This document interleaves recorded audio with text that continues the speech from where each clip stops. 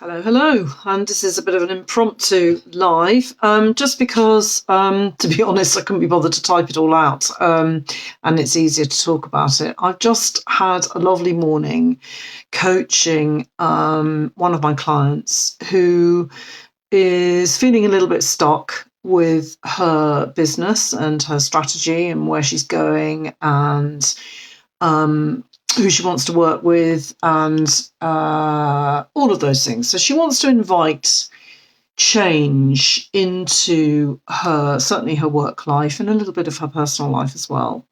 And we came across a block that she didn't really know existed. And to cut a long story short, it was around her belief system in the value of daydreaming, of being able to just allow yourself, give yourself permission to create pictures, to create dreams, to think about what you would like or what she would like in her life, what she would like to create. And there was quite a significant block around her belief in her ability to do that. First of all, she did not believe that she could do that. She actually said, "Oh, I can't visualize. I'm not a visual person. I can't. I have nothing in my makeup that allows me to think in that visual way." And once we'd loosened that little belief up a little, we got to the nub of the belief and where it was set up. And it was set up originally at school. She went to a very academically driven school and was told often that she was a daydreamer and that was not valuable, and that if she wanted to get on in life, she had to stop daydreaming and being a daydreamer. And that was very much compounded and arguably set up originally by her family value system, in particular her father's very strict focus and value system on academic success. And for him, there was no value to be had in daydreaming. And of course, understandably, my client had taken on that whole value system and told herself that daydreaming was something that people who were not successful did. It was an indulgence. It was a luxury. It was something that did not fit in with her value system, and in particular around her business. And we talked a lot about how that value system was holding her back, and that it was actually disabling her, and particularly around her ability to actually become attached to a really personal value system that enabled her to set up what worked for her in terms of action steps and in terms of what she actually wanted for her business.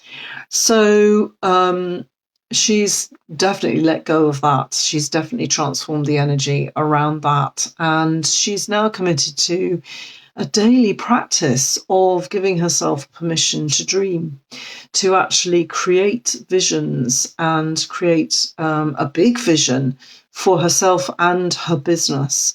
And then when she has that firmly locked down, and she practices how to embody that and get into the feelings that vision brings to her, excuse me, then she can put in the little steps that enable her to get to that vision and to create it and to embody it and to live it in reality.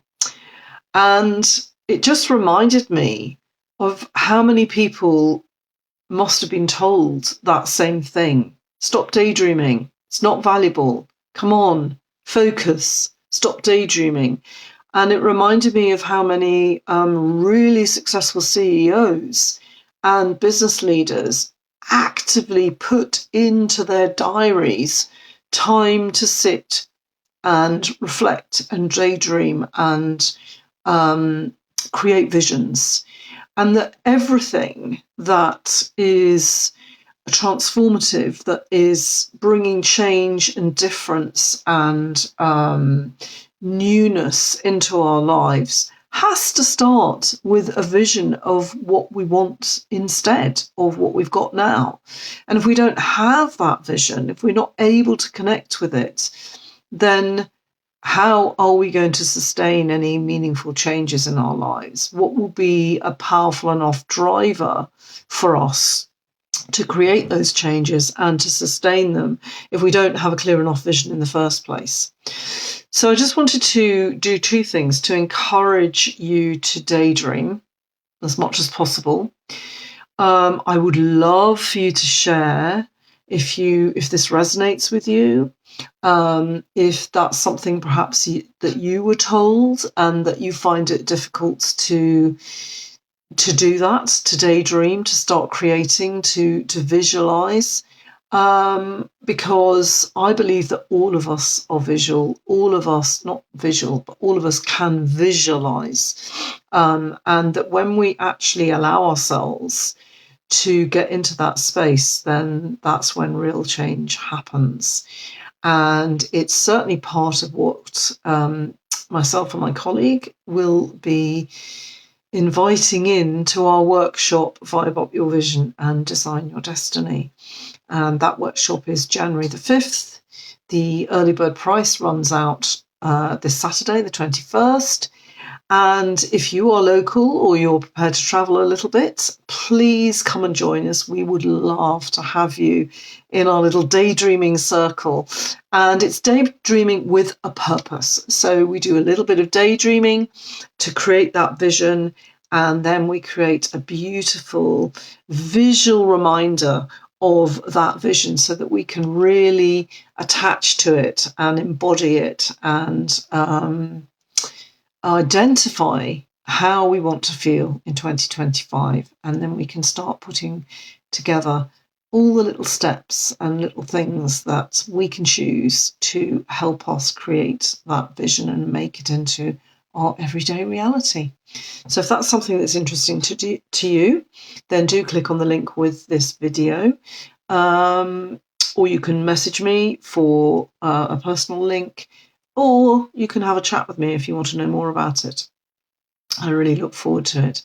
But even if you can't come, even if that's not your thing or you don't live anywhere near, I would encourage you, get that daydreaming hat on and see what comes from it.